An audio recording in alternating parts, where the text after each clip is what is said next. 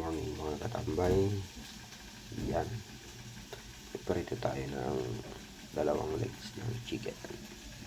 At ito yung ating kawali. Yan. Lagyan natin ng mantika. Ating parito.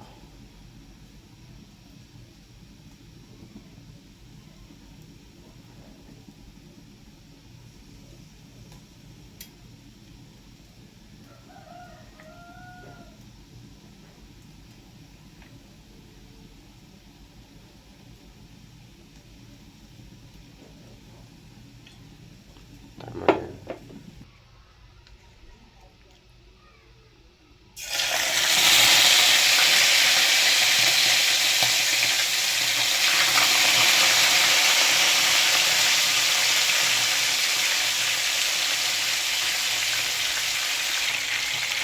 Ayan mga tambay.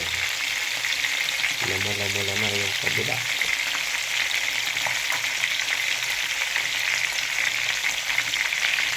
Yan na yung ating prito mga katambay. Aahulin natin.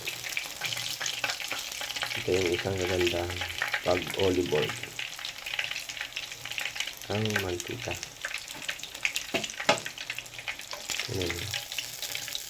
Hindi siya umitim.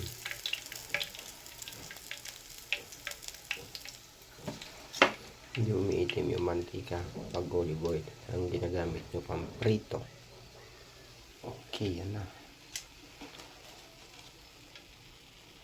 Lagyan natin ng tissue para masipsip niya yung mantika.